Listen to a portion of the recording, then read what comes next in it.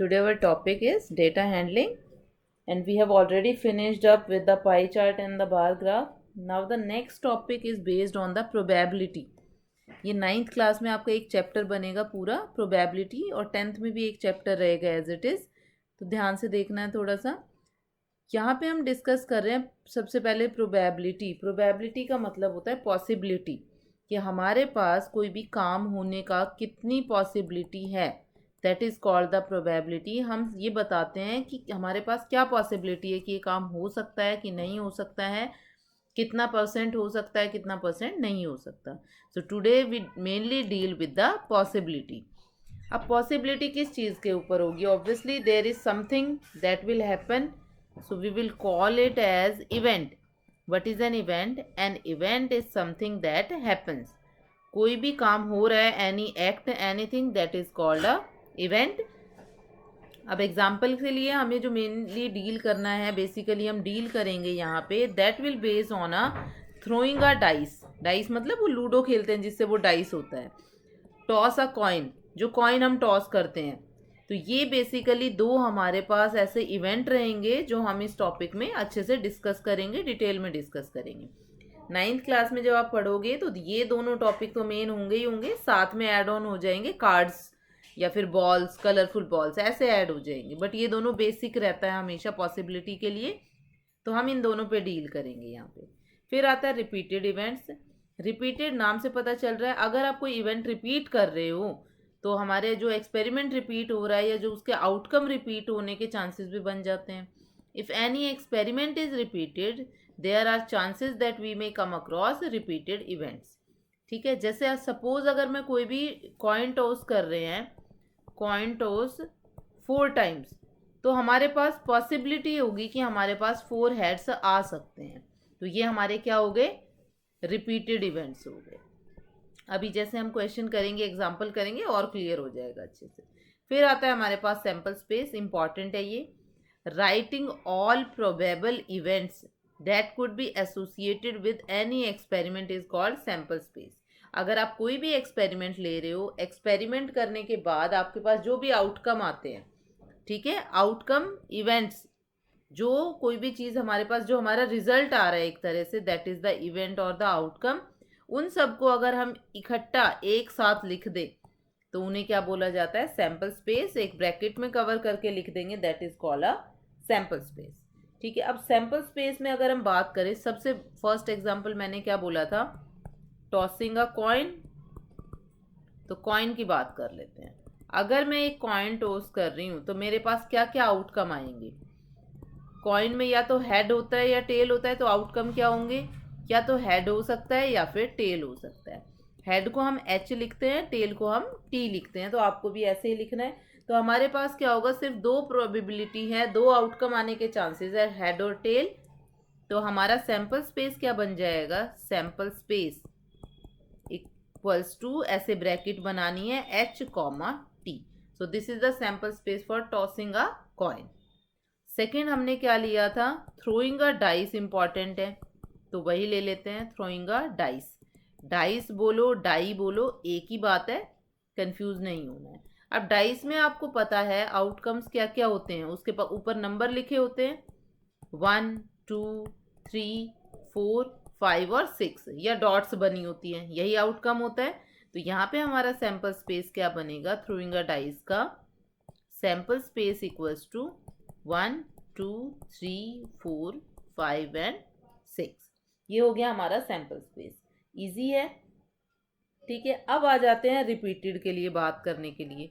तो ये number third हमारे पास आ जाएगा। कॉइन पे ही डील कर रहे हैं, टॉसिंग 2 कॉइन्स टुगेदर या 1 कॉइन 2 टाइम्स। ठीक है, क्या लिखा? टॉसिंग 2 कॉइन्स और अ कॉइन ट्वाइस।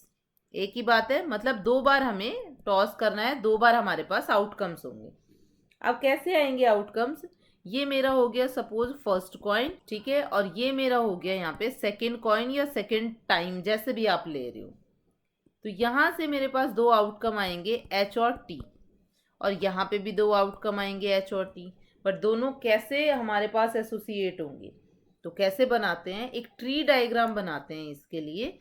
उससे आप 2, 3, 4 जितने भी हो सब निकाल सकते हो। सबसे पहले फर्स्ट का आउटकम लिखा। फर्स्ट कॉइन पे सपोज एक पे एच आया और एक पे टी आया, ठीक है। अब दूसरे कॉइन को अगर हम टॉस करें तो क्या पॉसिबिलिटी है? फर्स्ट पे एच आया तो दूसरे पे भी एच आ सकता है या दूसरे पे टी आ सकता है, यही पॉसिबिलिटी है। तो यहाँ पे अगर एच आया और यहाँ पे टी आया तो एच के साथ एच मिलके क्या बना? H T. और एच के साथ टी मिलके क्या बना? H T. ऐसे ही टी के साथ अगर यहाँ पे एच आता है तो बना टी एच, और यहाँ पे टी आता है तो बना टी टी। तो हमारे पास टोटल कितने आउटकम्स हो गए? 4 आउटकम्स हो गए। तो हमारा सैंपल स्पेस क्या बना यहाँ पे? Sample space will consist H H, H T, T H and T T. ध्यान रखना है एच टी और टी एच सेम नहीं है, दोनों डिफरेंट है। इसका मतलब है फर्स्ट थ्रो पे एच है, इसका मतलब है सेकंड थ्रो पे एच है। तो ये ध्यान रखना है, इसमें कंफ्यूजन नहीं होना चाहिए, ठीक है। अब ये ट्री डायग्राम बनाया हमने किसके लिए? हमने एच एच और टी टी के लिए। अब हम क्या करते हैं, हम बनाते हैं 3 कॉइन्स के लिए। टॉसिंग 3 कॉइन्स और आ कॉइन थ्राइस, ठीक है, एक ही बात है। अब 3 कॉइन्स की बात करनी है। अब 3 कॉइन्स पे फर्स्ट पे एच आया, सेकंड पे टी आया, ठीक है। फिर ये सेकंड कॉइन लिया, यहाँ पे एच हो सकता है टी, तो क्या बना? एच एच, यहाँ पे एच टी। यहाँ पे एच आया, यहाँ पे टी आया, तो यहाँ बना टी एच, यहाँ पे बना टी टी। ये तो हो गया सेकंड। अब थर्ड कॉइन में यहाँ पे एच हो सकता है, यहाँ पे टी हो सकता है, यहाँ पे एच हो सकता है, यहाँ पे टी हो सकता है। एच, यहाँ पे टी, एच टी। अब 2 एच ऑलरेडी थे, थर्ड एच आया साथ में तो बना H H H, H H T, H T H, H T T. Sequence आपने ब्रेक नहीं करनी है। एच टी है तो पहले एच टी ही लिखा जाएगा, उसके बाद में वो वाला नंबर आएगा जो हम ले रहे हैं। नेक्स्ट इधर बना T H H, T H T, T T H, T T T. तो आप देखो टोटल कितने आउटकम बने हमारे पास? 8 आउटकम्स। तो यहाँ पे हमारा सैंपल स्पेस क्या कंसिस्ट करेगा? सैंपल स्पेस इक्वल्स टू, आपको ये सारे लिखने हैं, H H H, H H T, H T H, H T T, T H H, T H T, T T H, T T T. ठीक है, हमारे टोटल कितने आउटकम्स हुए? 8 आउटकम्स। क्लियर? तो ये इंपॉर्टेंट है, ये टॉसिंग अ कॉइन, ये आप ट्री डायग्राम से बनाओगे तो ही आपको इजीली समझ आएगा, अदरवाइज कंफ्यूजन हो जाता है। अब ये तो हमने डील कर लिया कॉइन्स पे, बस आपको 3 तक करना है, उससे आगे ज़्यादा चांसेस नहीं है अभी सिलेबस में आने के लिए, वो हायर क्लास में आएंगे। अब हमने जो डाई थ्रो करी थी वो भी एक टाइम की थी, तो अब हम डाई को भी 2 टाइम थ्रो कर लेते हैं। तो यहाँ पे हमारा 5th केस क्या बनेगा? थ्रोइंग अ डाई ट्वाइस और 2 डाइस। दोनों डाइस लो या एक डाई को 2 बार करो तो एक ही बात है। अब इसमें आउटकम लिखने का तरीका क्या है? इसमें एक सॉर्ट ऑफ टेबल की तरह बनेगा ताकि आपको इजीली ध्यान रहे। मैं फर्स्ट का आउटकम लिख लेती हूँ इधर, 1 2 3 4 5 एंड 6। ये फर्स्ट आउटकम हो गया मेरे पास, मैंने एरो लगा के लिखा इधर फर्स्ट, ठीक है। सेकंड का आउटकम मैं ऊपर लिख रही हूँ, 1 2 3 4 5 6, ये हो गया सेकंड। क्लियर? अब कैसे आएगा? जब फर्स्ट पे 1 आए, सेकंड पे भी 1 आ सकता है, तो इनको लिखते हैं ऐसे ब्रैकेट में 1 1। फर्स्ट पे 1, सेकंड पे 2, फर्स्ट पे 1, सेकंड पे 3, 1 4 1 5 एंड 1 6। बन गई सीक्वेंस। अब फर्स्ट पे 2 आ जाए, सेकंड पे 1, 2 2 2 3 2 4 2 5 2 6। फर्स्ट पे 3, सेकंड पे वही रिपीट होता रहेगा, 3 2, 3 3, 3 4, 3 5, 3 6. नाउ फोर्थ पे 4 1, 4 2, 4 3, 4 4, 4 5 and 4 6. Next is 5 1, 5 2, 5 3, 5 4, 5 5, 5 6. 6 के लिए 6 1, 6 2, 6 3, 6 4, 6 5 and 6 6. Now you can observe हमारे पास टोटल कितने आउटकम्स आए, 6 आउटकम्स 6 टाइम्स, तो टोटल आउटकम्स कितने हुए, 36. Total outcomes equals to 6 into 6 that is 36. तो सैम्पल स्पेस में क्या आ जाएगा, ये सब लिखने पड़ेंगे, ठीक है, शॉर्टकट नहीं है, आपको लिखना पड़ेगा. ब्रैकेट लगाया, 1 1, 1 2, 1 3, 1 4, 1 5, 1 6, 2 1, 2 2, 2 3, 2 4, 2 5, 2 6. Next 3 1, 3 2, 3 3, 3 4, 3 5, 3 6, 4 1, 4 2, 4 3, 4 4, 4 5, 4 6, 5 1, 5 2, 5 3, 5 4, 5 5, 5 6, 6 1, 6 2, 6 3, 6 4, 6 5 and 6 6 6. तो ये हमारा बना सैम्पल स्पेस. आपको ऐसे ही लिखना है, इम्पॉर्टेंट है. हमने कितने आउटकम्स किए, टोटल हमने 5 एक्सपेरिमेंट्स किए हैं. आपको टोटल 5 अच्छे से समझ आना चाहिए. सबसे पहले बात हुई 1 कॉइन, फिर 2 कॉइन और फिर 3 कॉइन या कॉइन थ्राइस, ठीक है. फिर 1 डाई, फिर 2 डाई. 3 डाई नहीं करना, 3 डाई सिलेबस में नहीं आएगा, बहुत लेंदी भी हो जाएगा, तो वो करना ही नहीं है. अब ये तो हो गए हमारे एक्सपेरिमेंट्स. अब इसके बाद हमारे पास एक टॉपिक आता है, that is relative frequency. Relative frequency बोलो या फिर इसको क्या बोल सकते हैं, प्रोबेबिलिटी. प्रोबेबिलिटी का मतलब पॉसिबिलिटी, ऐसे ध्यान रखना है. तो यहाँ पे प्रोबेबिलिटी वर्ड बहुत कम यूज़ हो रहा है, रिलेटिव फ्रीक्वेंसी ज़्यादा कर रहे हैं, बट मैंने लिख दिया है दोनों. तो ये क्या होगा, relative frequency of any outcome और प्रोबेबिलिटी ऑफ एनी आउटकम. जिस भी आउटकम की आप बात कर रहे हो, अभी देखेंगे फॉर्मूला भी. तो यहाँ से क्या होगा, frequency of that outcome, frequency of outcome. Suppose आप हेड के लिए बात कर रहे हो, तो हेड कितने टाइम्स आया, 5 टाइम्स, तो वो उसकी फ्रीक्वेंसी हो जाएगी, upon total number of trials. Total number of trials का मतलब एक्सपेरिमेंट जो है वो कितने टाइम्स रिपीट किया है आपने, दैट इज द ट्रायल. तो जो एक्सपेरिमेंट जितने भी टाइम रिपीट हो रहा है, that is called the trial, ठीक है. सपोज एग्जाम्पल के लिए क्या ले सकते हैं हम, I am tossing a coin, tossing a coin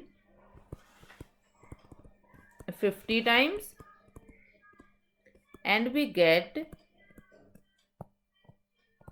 head as 22 times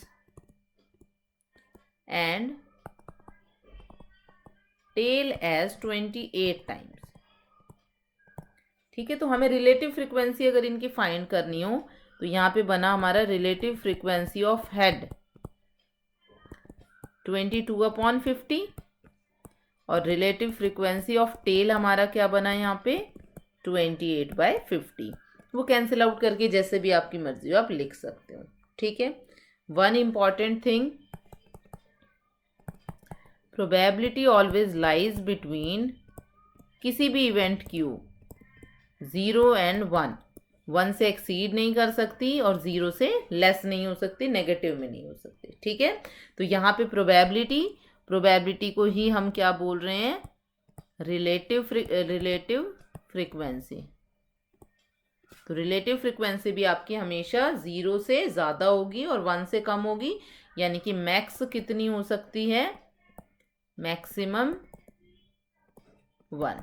जैसे परसेंटेज होता है मैक्सिमम 100 यानी कि टोटल 100, वैसे ही रिलेटिव फ्रीक्वेंसी कितनी होगी हमारे पास, 1। तो ये मेन टॉपिक था जो प्रोबेबिलिटी का हमारे 8th क्लास में आता है, इसी के ऊपर बेस्ड क्वेश्चन रहेंगे, इससे ज़्यादा कुछ है नहीं। जो और डिटेल में आएगा वो 9th क्लास में आएगा। Now let's take an example to understand the topic. A coin is tossed 10 times and outcomes are observed as. कोई भी कॉइन है उसको 10 टाइम टॉस किया है, ये सारे ऑब्जर्वेशन गिवन है। Calculate percentage chance of occurrence of head and tail. तो परसेंटेज चांस ऑफ अकरेंस क्या होता है, अभी तक हमने रिलेटिव फ्रीक्वेंसी बताई है सिर्फ कि कितना चांसेस है हमारे पास। परसेंटेज का मतलब है हमें उसकी परसेंटेज निकालनी है, मतलब मल्टीप्लाई बाय 100 करना है। So percentage chance of occurrence क्या हो जाएगा, रिलेटिव फ्रीक्वेंसी इंटू 100। तो हमें क्या करना है, टेबल फॉर्म करनी है। सबसे पहले टेबल बनाते हैं। अब आउटकम्स कितने होंगे हमारे पास, आपको भी पता है अगर एक कॉइन टॉस किया है तो हमारे पास कितने आउटकम्स हो सकते हैं, maximum only 2 outcomes are there, head and tail. तो हमें क्या करना है, सिर्फ 2 आउटकम्स के बारे में बात करनी है, हेड और टेल। अब सबसे पहले टेबल बनाते हैं, कॉलम्स क्या क्या होंगे वो सारे डिस्कस करते हैं, उसके बाद फिर आगे कैलकुलेशन पार्ट होगा। तो ये हो गया हमारे पास फर्स्ट कॉलम। हमारे पास क्या क्या बनेंगे, सबसे पहला कॉलम हमारे पास बनेगा आउटकम्स, कि क्या क्या आउटकम है हमारे पास। सेकंड कॉलम क्या बनता है हमारे पास, टैली मार्क्स बनता है। थर्ड कॉलम क्या बनता है, फ्रीक्वेंसी। यहाँ पे क्या चीज़ें ऐड ऑन हो गई हैं, एक रिलेटिव फ्रीक्वेंसी और एक क्या ऐड हुआ साथ में, परसेंटेज चांस ऑफ अकरेंस, जो हमें फाइंड आउट करना है। तो लिखना शुरू करते हैं। सबसे पहले यहाँ पे हमारे पास आ गया आउटकम्स, फिर हमारे पास आया टैली मार्क्स, थर्ड हमारे पास आया फ्रीक्वेंसी, फोर्थ हमारे पास क्या आए, रिलेटिव फ्रीक्वेंसी, और लास्ट हमारे पास क्या आया, percentage of chance of occurrence. ये आपको ध्यान रखना है, table should be very neat and clean with the help of pencil. अब आउटकम क्या होंगे, या तो हेड होगा या टेल होगा, 2 ही आउटकम है, इसके अलावा तो कोई आउटकम हमारे पास हो ही नहीं सकता। हाँ, अगर कॉइन हम ज़्यादा टॉस कर रहे होते, यानी कि एक कॉइन को 2 बार या 2 टाइम्स या 2 कॉइन्स टुगेदर, तो फिर हम क्या करते, वहाँ पे उसी अकॉर्डिंगली टेबल बनाते। अब आप देखो हेड हमारा कितने टाइम्स आ रहा है, 1 2 3 4 5 6, हेड हमारा 6 टाइम्स आ रहा है। तो यहाँ हमने लिखा 6, तो ऑब्वियसली टेल 4 टाइम्स बचेगा, पर चेक कर लेते हैं एक बार, 1 2 3 4। टोटल आप देखोगे तो हमारे पास यहाँ पे कितना आ गया, 10 फ्रीक्वेंसी। तो इट मीन्स कैलकुलेशन ठीक है, छोटा सा क्वेश्चन है इसलिए आपको ज़्यादा इजी लग रहा है।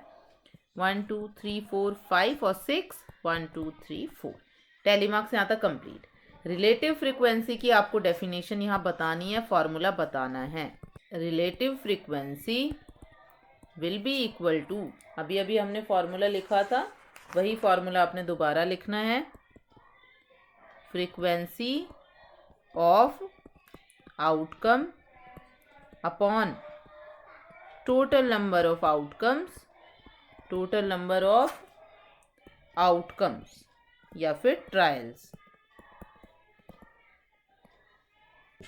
तो रिलेटिव फ्रीक्वेंसी का फॉर्मूला हमने लिख दिया, साथ ही यहाँ पे परसेंटेज चांस ऑफ अकरेंस भी बताना है, percentage chance of occurrence that will be equals to relative frequency into 100। ठीक है, अब 100 लगाया है तो परसेंटेज लगाया है, सो इट मीन्स 100 आते ही ये चीज़ किस में आ जाएगी, परसेंटेज में आ जाएगी। अब यहाँ पे स्टार्ट करते हैं। रिलेटिव फ्रिक्वेंसी क्या होगी, पर्टिकुलर जिस भी frequency of outcome upon total outcomes.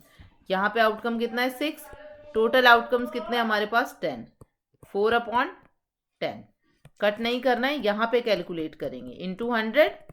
यहाँ से आया मेरे पास 60%, यहाँ पे परसेंटेज लगाना नहीं भूलना। 4/10 इंटू 100, तो यहाँ से मेरे पास आया 40%।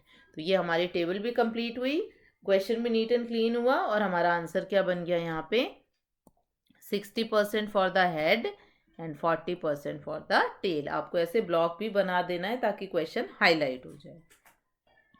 Now the second type of the question, कि आपको डेटा गिवन था और आपने टेबल बनाई, ये फर्स्ट टाइप हो गया। अब आपके पास सॉर्ट ऑफ टेबल का डेटा गिवन है और आपको जो डेटा गिवन ओरिजिनल था वो हमें फाइंड करना है। टेबल नहीं गिवन बट हमें percentage chance of occurrence given है। यहाँ पे बोला है a coin is tossed 50 times, it is found that percentage chance of outcome of tail is 60%। अभी हमने ये निकाला है, ये इसमें गिवन है। Find how many times head has occurred. तो अगर हम टेल निकालेंगे तो टोटल में से सब्ट्रैक्ट करके हमारे पास हेड आ जाएगा। तो हमें क्या करना है, सिर्फ फॉर्मूला लगाना है, percentage chance of occurrence equals to, हमारे पास क्या होगा, रिलेटिव फ्रीक्वेंसी इंटू 100। अब रिलेटिव फ्रीक्वेंसी का फॉर्मूला क्या होता है, outcome of the frequency of the outcome, so frequency of tail, occurrence of tail upon total outcomes, ठीक है, इनटू 100। टेल की यहाँ पे फ्रीक्वेंसी कितनी दे रखी है 60, सो 60%। फ्रीक्वेंसी ऑफ टेल हमें नहीं पता, हमें फाइंड करना है frequency of tail. Total outcomes 50 times था इंटू 100, ठीक है। तो यहाँ से हमारे पास क्या आया, अब 60% है, ये ऑलरेडी हमारे पास परसेंटेज में है तो 60% लिखने की ज़रूरत नहीं है, सिंपल 60 आ गया। तो यहाँ से देखो 50 2 100, 2 इधर मल्टीप्लाई में दूसरी साइड क्या होगा divide, this implies frequency of tail equals to, tail की फ्रीक्वेंसी कितनी हो जाएगी 60/2, दैट इज 30। बट फाइंड किसकी करनी है, हेड की। सो फ्रीक्वेंसी ऑफ हेड टोटल 50 है, जिसमें से 30 टेल आ गया, तो हेड कितना आ जाएगा 50 माइनस 30 यानी कि 20। So the answer is 20। So head is repeated 20 times.